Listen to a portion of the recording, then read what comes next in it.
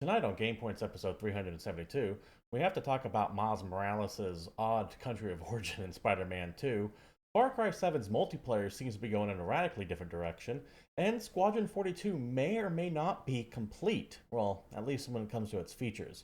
We'll see if that's actually true here in a bit, all that and more. But first, I want everyone here to know this is an audience interactive podcast. So if you're watching here live at Twitch TV, like many of you do, or later over at any myriad video hosting platforms, be they YouTube, BitChute, Rumble, etc., feel free to join the conversation with any topics, questions, concerns you might have. Just try to keep it germane to what we're talking about tonight. All right, go ahead and go into the very first story here from Video Game Chronicle. I want to point out that this article, the link to, and all the ones we talk about today will be provided down below. I recommend you go take a look at them yourself. Here from Video Game Chronicle, Insomniac is going to be fixing a mistake in Spider-Man 2 while Miles has the wrong flag in his house. That's right, so Miles Morales is half Puerto Rican, half African American, and in the first Spider-Man game, the first Marvel Spider-Man, it is the appropriate Puerto Rican flag. However, in the second one, it is the Cuban flag. Normally, I wouldn't necessarily be talking about such a weird little mistake, but I'm doing it for two reasons. One, let's be real here, the clickbaity version. Spider-Man 2 is in the news, I'm going to talk about Spider-Man 2. It is what it is. Two, however, is that when the game is as, how can I put this, checkboxy when it comes to inclusivity as Spider-Man 2 is, I take a little bit of schadenfreude in seeing something as simple as this getting its wires crossed. Now, I will admit the Cuban flag and the Puerto Rico flag look remarkably alike. Here you can see them both stacked up together, the top half being the Puerto Rican flag, the bottom half being the Cuban flag. The same shape almost, stars a little off-centered, and the same colors, albeit kind of a negative of them. But what's fascinating about this to me is that they got it right in the first game. I don't know how they could have screwed it up on this one. Let's take a look at chat here. Half Puerto Rican, half African American, 100% Cuban. Yes. Didn't you know? Miles Morales fights for truth, justice, and free healthcare. So, this is just one of those weird little glitches that can be fixed with a patch. Cool. Awesome. Go in it, take care of it. It wasn't meant to be. But I want to talk about the bigger issues over this game specifically and its ham-fisting of every single possible inclusivity topic on there. Now, don't get me wrong. Don't get me wrong. I'm not wading into the cultural bullshit. I'm not going to bitch that there are deaf people or gay people in a video game. I don't care. But it is wildly over the top in Spider-Man 2. And don't get me wrong, I think, for example, there's a character that named Haley in it. She made an appearance in Miles Morales. She is deaf. Awesome. I actually like the way they handle it quite a bit. They use a text-to-speech function when she's talking to Miles, and they talk in American Sign Language as well as verbalizing to each other in English. That's cool. There's a side mission when you're helping this guy ask his boyfriend out to prom. Awesome. Character building. All that's great. It's the quests attached to them that are mind-numbingly dull. These things take out. So you play Spider-Man to be Spider-Man, be it Miles Morales or Peter Parker, what have you. You don't play it so you can spend 5 to 15 minutes painting graffiti on the side of a wall while everything's muted out and you can't hear it because it's trying to replicate what life is like for a deaf girl. You don't play Spider-Man to go around setting up this elaborate prom for a character you don't even know. It's not even a major character in the story, at least from what I've seen yet, to be fair. I haven't finished it, but I don't see the specific character ever coming back. So he can ask his boyfriend out in the most dumb, boring set of quest steps I've seen in a long, long time. It's not the presence of these characters that annoys me. It is how poorly their quests are done and how boring they are. and how they feel added solely because of the identity of the people you're trying to help in them. This does a disservice to actual inclusion, and it needs to be addressed. And you know it's just all corporate bullshit because Spider-Man 2 released in Middle Eastern countries with all the pride flags and all the mention of homosexuality or asexuality or like that just taken out. That's how you know it's corporate bullshit. Because they're willing to make a stand and they're willing to say, look at us and check off the boxes in a country where it really doesn't matter.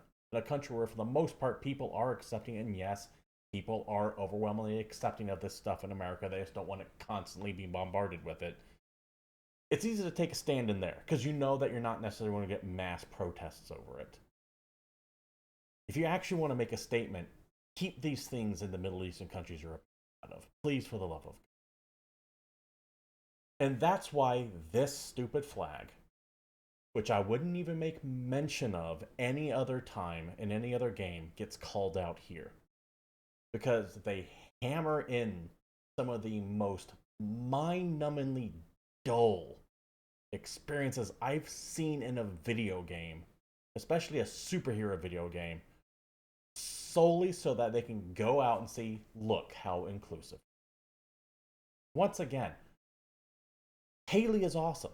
I actually like her as a character. I do think it's awesome that they have a deaf character in Spider-Man and you have to interact with her in such a way that is different than you typically see in a video game. I have no problem with people at Miles' school being gay or straight or asexual or bisexual or pan or trans or insert whatever here. I have an issue with taking 10 minutes of my fucking superhero game to do a prom proposal for his boyfriend. And it could be a heterosexual couple or a homosexual couple. I don't care. It's boring. And the only reason why it's in there is so that they can check off a box. Spider-Man 2 is a fun, albeit glitchy as hell game. But I think it pairs in comparison to the second one because the pacing is all sorts of fucked up. And the reason why it's fucked up is because of shit like this. It has these great set pieces amongst some of the most pointless, boring side quests that I've seen. At least even in a, like, say, a combat arena where you're fighting things nonstop, you might have to do 20 of them and you have, like, the time trials, and the faster you do it, you get ranked on. Those aren't necessarily entertaining, but at least you're playing with the mechanics of the game, right? At least you're going out and being a superhero. These are just stupid. They don't even reach that bare minimum of acceptability, and it's a problem. And that is where I think people have the valid complaint about sometimes the checkboxing, the making sure we have to have everything represented goes too far. It's not the representation that's the problem. It's how it's handled that is the problem. And until this shit gets fixed, it's always going to be a problem. And you can't have an honest discussion about it because the moment you start talking candidly about it, you have one side going, yeah, that's right, I hate them people in my game. They're a bunch of liberal bastards going around trying to force their values down my throat. Groomers. And then on the other hand, you have people calling you every flavor of ist or phobe or fascist in the book. So you can't actually talk about this shit, thus enabling the problem to keep happening. We need to get over that shit. All I ask is that you don't do it because you're checking off a fucking list. Do it because it is in service of the game. For the love of fucking God, please. That's all I want. Make a good game first. Then worry about that stuff if it serves the plot. And that's how you normalize it. And once you normalize it, suddenly no one cares. Much like how tattoos used to be something that we were like, oh, you can't get a tattoo, you'll never be able to get a job. And now no one fucking cares. You know why? Because they weren't making stupid ass media about people being oppressed with tattoos and not getting jobs. It's because they just started including them in basic bitch TV and movie stories and books and novels. You started seeing on the screen and it was just normal. So please make a good game first. And then we won't have to drag your ass for a stupid little mistake like this here, which normally would go maybe a weird freak of the week kind of thing, like, haha, they fucked that up, instead of actually having to make a bigger topic out of it. Please, I am begging you. Anyways, I know that this is an inherently controversial topic because, like I said, people are going to come in on both sides, and I did kind of mislead from what the original idea here was, but I wanted to use this as a segue to talk about that. Let me know what your opinions are down below. Keep it respectful. I don't care what side of the aisle you're on it. No need for name calling. No need for being crass. But I do want to know what the general tenor of things out there. Let me know. Moving on to the next topic here, we're going to go ahead and talk about the future of Far Cry and how its multiplayer is going to go off in a radically different direction this time around, it seems. At least if the leak from Insider Gaming is to be believed, and I typically tend to trust them when it comes to insider knowledge. Exclusive. Far Cry's multiplayer game is an extraction-based shooter. Yet another one. Did I ever tell you the definition of insanity? Going on to the article itself. A second Far Cry game is in development, and it's an extraction-based multiplayer shooter completely separate from Far Cry 7, Insider Gaming has learned. As reported in January 2023, Ubisoft is working on two individual Far Cry projects headed off by Ubisoft Montreal.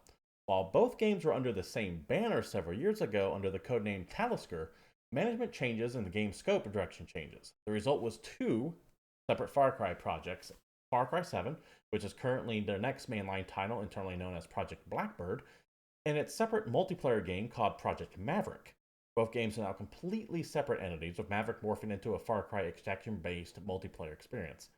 So, this was supposed to be a Far Cry 7 multiplayer mode. It grew way too big for the confines of the game itself and is now being spun off into its own separate thing. I would imagine that Far Cry 7 is still going to have multiplayer in like a co-op form of some kind, as the previous games did. But if you're looking to see something more Division-y or Call of Duty, they're going to have its own thing. And this makes sense. Far Cry tends to have the mainline game and then the spin-off game of that mainline game. Regarding now, they still might do another spin-off of Far Cry 7's story like they did with Far Cry 6 and New Dawn and Far Cry 5 with Primal, or was that Far Cry 4 that was Primal? I don't remember. Oh no, New Dawn was 5. 4 was Primal. 6 was... They might not have come out with 6. 3 had Blood Dragon. If they did something for 6, let me know. I'm not positive off the top of my head now. Anyways, back to the article. It is understood that Far Cry Prime multiplayer project has changed scope several times over the several year development cycle, with Ubisoft now set on the game being an extract-based shooter in a fictional Alaskan setting named Alashnika. The game's lore revolves around the player being lured into the region with promises of freedom, only to discover the land of chaos and trust between people being virtually non-existent. In true Far Cry fashion, players will need to search the environment for resources in order to survive. Resources include killing animals for leather to make gear, finding chemicals to make gadgets, harvesting plants for medical supplies, and finding weapons parts and bullet casings for weapons and ammo. This is why I believe this, because all those are functions already of Far Cry games and have been for a while. They always have these weird little hunting segments where you hunt like the golden badger and get like the golden wallet to hold more money or something like that. This makes sense. Yes, Far Cry 6's DLC was when you were playing the other villains. You were playing as Pagan Min, Voss, and Joseph Seed? Something Seed. I think it was Joseph Seed. Yes, that was Far Cry 6's DLC. That's what it was. Thank you. Back to the article.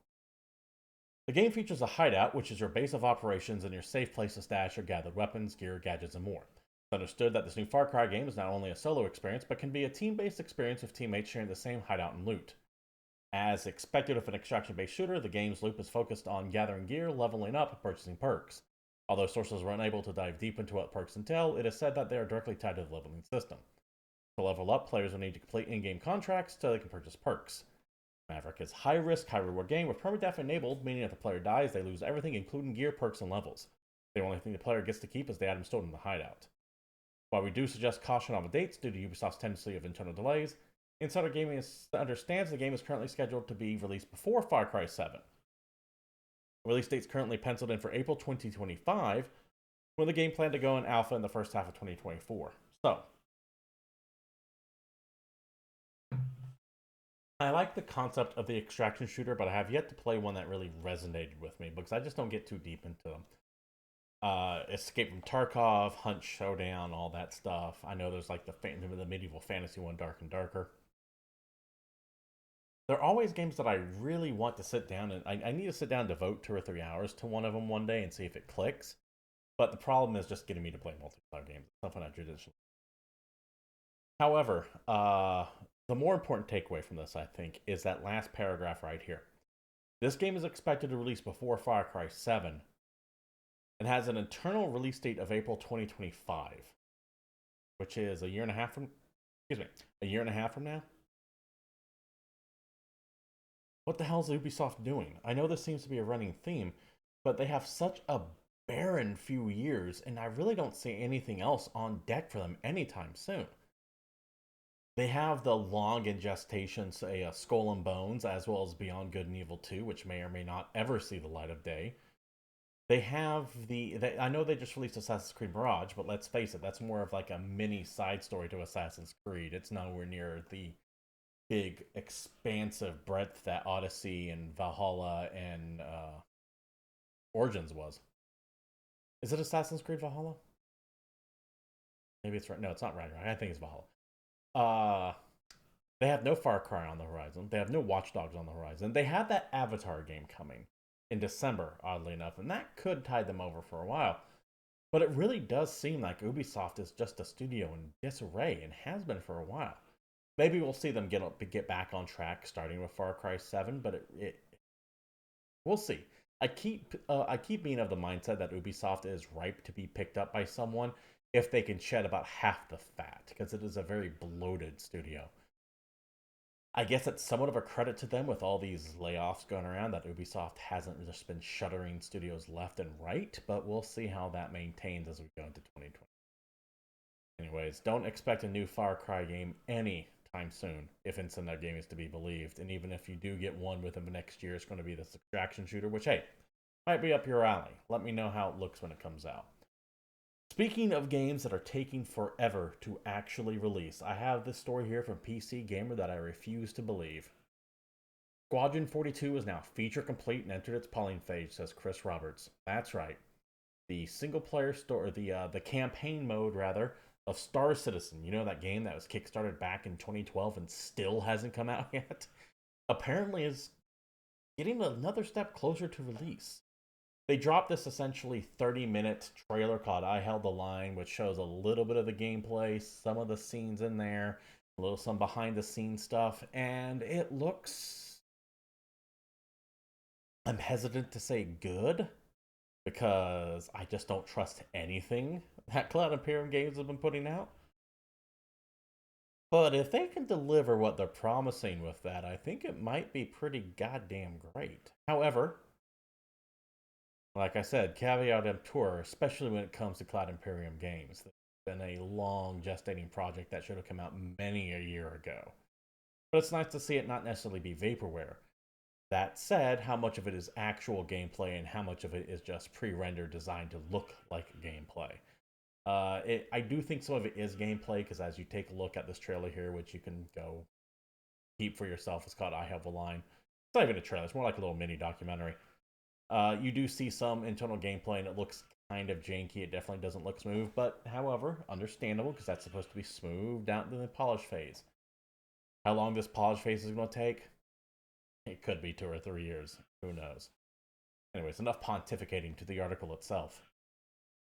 We are excited to announce that Squadron 42 is now feature complete, Cloud Imperium said. As we move into the polishing phase, we're fully focused on optimizing and fine-tuning all aspects of the gameplay experience to deliver an unprecedented cinematic adventure. To celebrate this milestone, we have gathered our core development leadership from around the globe to share what this means. The 26.5-minute video that accompanied the announcement features Cloud Imperium founder Chris Roberts alongside a host of other developers showing off parts of Squadron 42, as well as expected space combat and cutscenes featuring actors Gillian Anderson, Mark Hamill, Gary Oldman, Mark Strong, John Rhys Davies, and Liam Cunningham. We get to see a chunk of the on-foot sections. Way more prominent, by the way, than I thought it was going to be. I didn't expect to see as much on-foot stuff as I did. I guess I still have in my mind that Star Citizen is supposed to be mainly a space vehicle game in the lines of, I was about to say XCOM, X-Wing, Wing Commander, Freelancer, etc. There's some Call of Duty shit happening there, though, too, and I don't know how I feel about it, but that's kind of how disconnected I have been from Star Citizen in general, as I made a promise to myself well over 6 years ago to stop really looking into this game until it's finally out. But this is one of those things that was a big enough milestone for me to mention.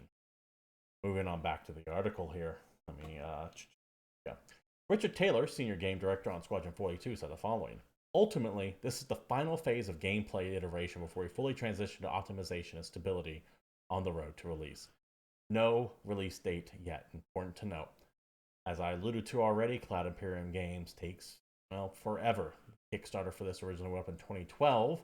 I've said more than a few times that I've known people who have actually died after kickstarting this goddamn thing because it's been well over a decade before it came out.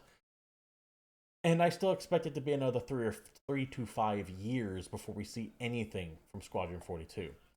When I read this, I had a morbid curiosity to go check the cast list of that trailer they announced a few years back to see if any of the actors that were supposed to be in this died before release. I have no idea when the recording and motion capture for these were done. It could have been months ago, years ago, or they could have only had a couple lines recorded for this trailer specifically. You do see Gary Oldman in it quite prominently on the bridge of a ship, looking quite bored with what he's doing on there. But it is what it is. I've seen far worse acting in video games, so I was able to kind of look at that and go, okay, cool. I will say I think they might have been better served just actually hiring someone who knows how to deal with motion capture and bring some more emotion to what I saw. But once again, it's an alpha. I am absolutely judging it harshly based on gameplay that's going to get polished up over. I wouldn't be doing it if it wasn't Star Citizen. I will admit I have kind of a, I'm hesitant to say bias because I think it's just reality when you take a look at the long and troubled history of this game. But I am very, very jaded when it comes to the topic of Star Citizen, Cloud Imperium games, and Chris Roberts in general. So hopefully they can deliver a banger. I guess that's my stance on Star Citizen. Trust but verify. It's like, okay, I'm going to trust you'll make something good over time, but you need to actually have it in my hands first. I'm not going to take any trailer that you pump out and go, oh my god, this looks great. Because I've seen this song and dance from you guys in a while. And yeah, there's a lot of big promises here. And I will admit, I've been burned by other companies in the past. Peter Molyneux, I'm looking at you. When it comes to lofty promises and under-delivered video games. But until I physically see it, and I'm not talking the alpha that's running right now. I mean, I want to say a final, polished product. I'm going to be highly skeptical of what you're offering here. And I think most people are as well. I want it to be great. On paper, as I've said a few times in the past, Star Citizen looks like everything I could possibly want. In reality, though, it's still mostly on paper.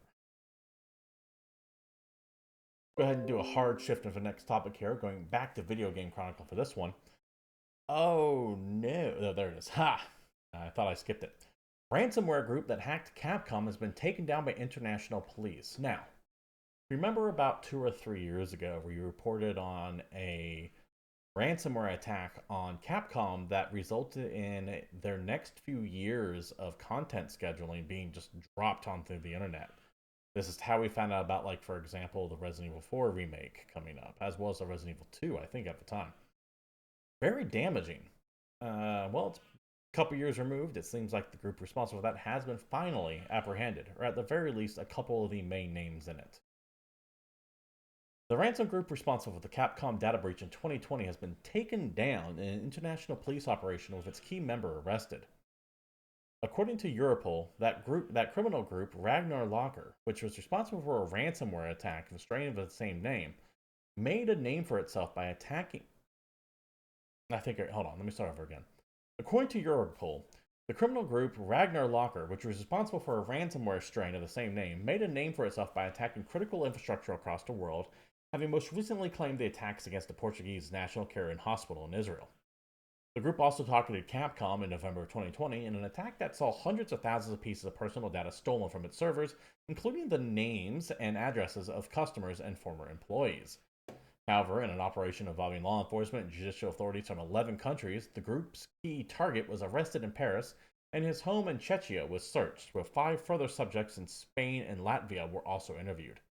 The group's ransomware infrastructure was also taken down in the Netherlands, Germany, Sweden, and its data leak website was removed too.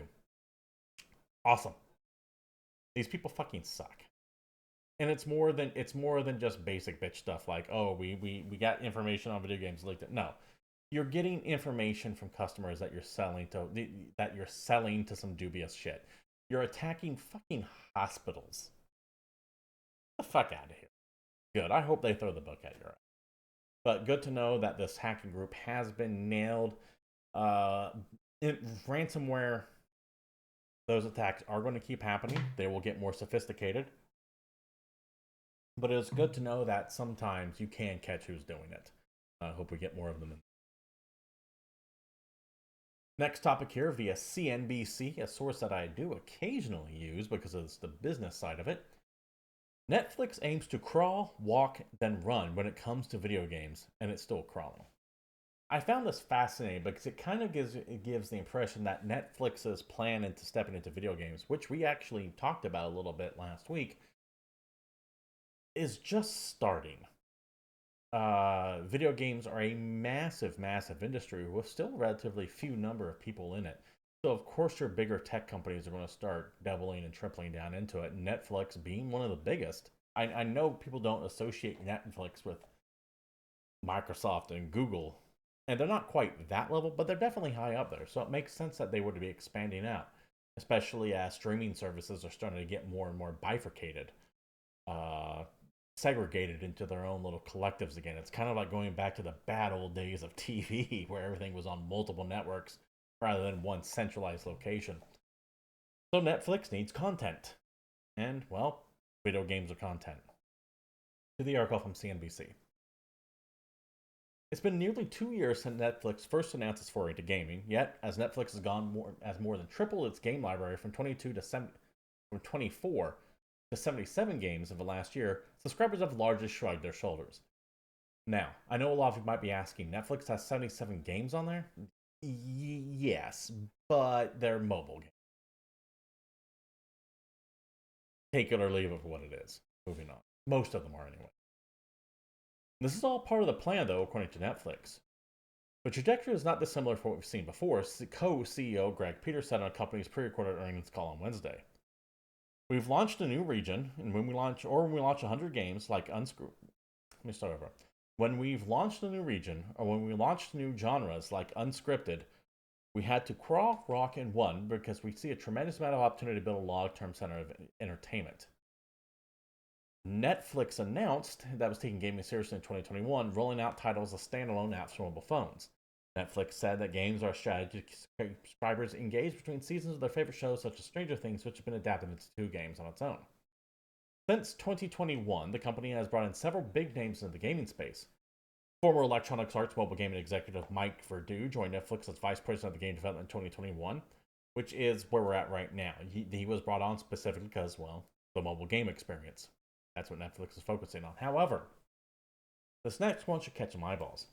Joseph Staten, who was the creative chief for Microsoft's Halo Infinite game, announced in February that he was joining Netflix as creative director for brand new AAA multi-platform and original IP. Multi-platform. Now, would Netflix publish, and develop a game, put it on Sony, Microsoft, and Switch and PC, and not have it on their big streaming platform? No, of course not. I think that whatever the hell Statton's working on is going to be Netflix trying to do what you see a couple of other big boys are doing as well, where they go, hey, it's specifically Microsoft is kind of doing this. Well, they'll be like, hey, you buy the Netflix controller, the video game controller, that probably looks a lot like an Xbox controller or the PlayStation controller, a number of things, and you add 15, $20 to your Netflix account, and you can stream these games directly on your TV. You don't need a piece of hardware. You don't need a big computer. You just play it this way. That's where the future of a game is going to be. Love it or hate it. Completely digital. Not just digital games, but digital consoles as well. And Netflix has the infrastructure to get away with it. And that is what Stratton is working on, in my opinion. Because they're not going to make a big old game that's only going to work on Microsoft and Sony and Nintendo platforms. They're going to make it to where you're going to be able to play it on Netflix itself. And Netflix doesn't have a console, they're going to rely solely on streaming. And you're already starting to see these shades of this with the upcoming Alan Wake 2. A game that is releasing with no physical copies whatsoever. It's probably the most high-profile game to do so yet. And this is only the beginning of that trend. Love it or hate it, it's here. It's coming, and it's not going away. That said, Netflix has a long way to go before they can actually claim any kind of success in the gaming field, because as of right now, the numbers imply that less than 1% of Netflix's 247 million subscribers play games on a daily basis. So that is a microscopic number of people to cater to. So they're going to have to do a very big push to get more people taking Netflix seriously as a gaming hub of some kind. On the console side, you have Microsoft, Sony, Nintendo, etc. On the mobile side, Apple. Apple is their biggest competitor.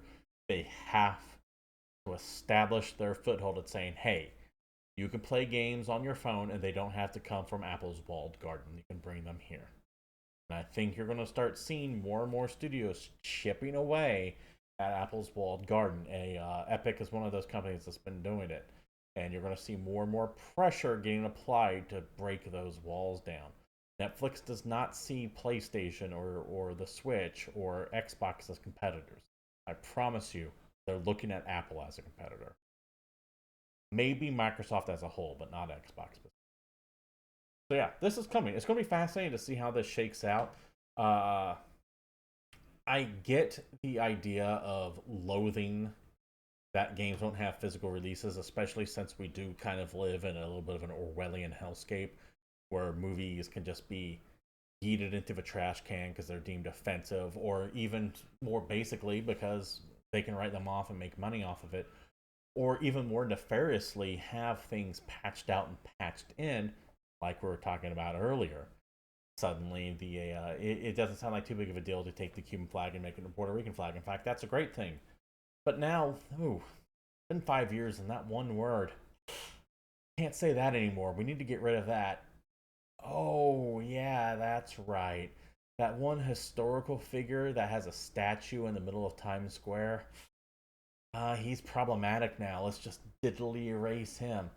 And that becomes more and more easy to do as we go completely digital. At least when there's a physical copy of it, they can't fuck with that unless they physically go into your home and take it. When it's all digital, this stuff can happen and no one would even notice it, except a few people that would be instantly labeled as kooks or nut jobs or extremists. However, much like I tend to say with AI and how I might not like it, it's here. Fact of the matter is, I might not like this, but it is here, and it is not going away. It sucks, I know, but them's the breaks.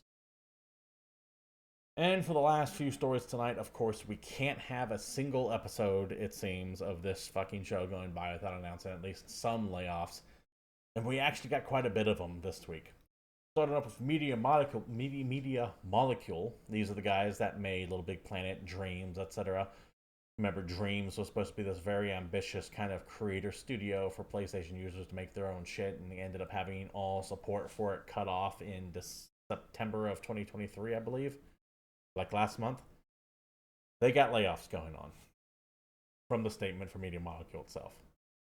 Media Molecule has made significant strategic changes during the past year, including shifting our focus from Dreams to our new project. We've had to make the difficult decision to bring the consultation process for team members within certain departments of the studio. This is a tough moment for the individuals impacted in the studio overall. Just fucking say layoffs. We have begun the consultation process. Kiss my ass. Get out of here with this sanitized corpo speak. Take responsibility for your fucking actions and say, yeah, we're laying people off because Dreams bombed. It is okay. It sucks. I get that this is the reality of the situation. But dressing it up in flowery language isn't going to make it sting any less to the people getting affected by this shit. If anything, I would take offense to it if I was working there, because it feels like you're trying to downplay the fact that you're firing people. Consultation process. Give me a fucking... Anyways, while this post itself doesn't say how many are being let go, it does sound to be between 20 or so of its 135 employees, which is going to be roughly 10 to 15% of its workforce, give or take. Or, 10 to 15% of its workforce, give or take. And the layoffs don't stop here this week. Right here we have, oh no, that is gone. That is my LinkedIn page that I haven't used in 20 years. Give me 1 second here. That wasn't supposed to happen. There's nothing on there that you're going to glean from it, by the way, other than my name on there, so I didn't like dox myself or anything like that. This is what we're supposed to be taking a look at. Here we go. From Daniel Belmere.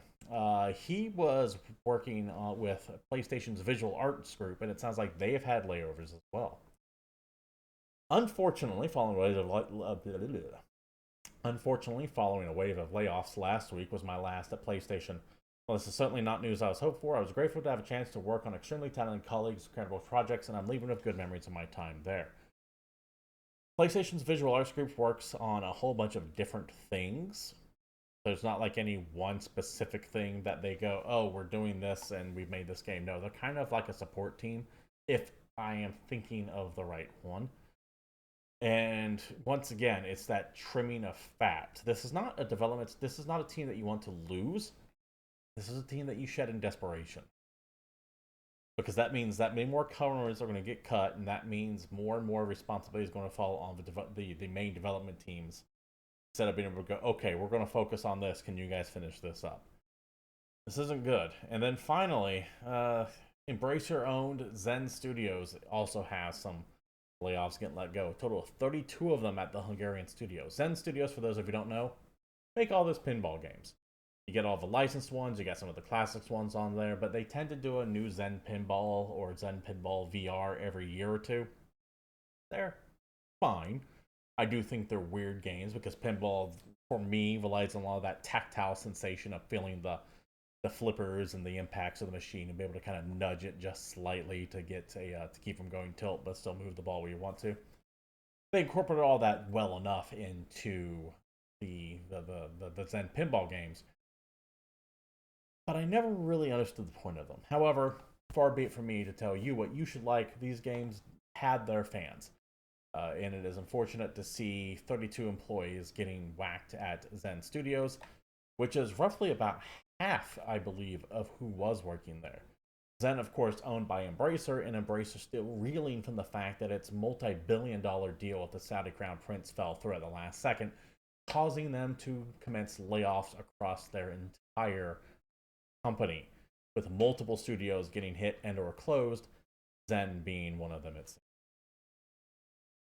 As always, when we talk about layoffs, our best goes out to everyone who was fired. And also, as always, the only thing I can say is I hope you get on your feet as fast as you can. I hope you were able to save up a little bit of a nest egg. And to those of you who are still currently working for the games industry, these layoffs are not done yet. They will not be done for a while. Please be ready and prepared to lose your job at a moment's notice, because we have yet to even begin to feel the pain that is coming. And on that cheerful note, my friends, that does it for GamePoints episode 327, or 372 rather. We do stream this live every Tuesday at around 8 p.m. Pacific Standard Time right here at Twitch TV/GamePoints. If you like what you see, come on by. Can't watch us live? Come on down to Rumble, YouTube, BitChute, etc. We can find old shows posted up there. The links to all the stories we talk about will be provided down in the description or over on our Discord server. The link provided down below too. If you like what you see and want to support the stream, you know what to do.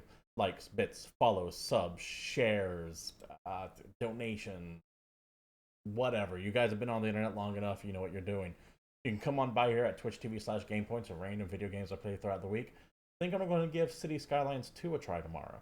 Apparently, his performance is just horrendous, and I'm looking forward to being enraged by how bad it is.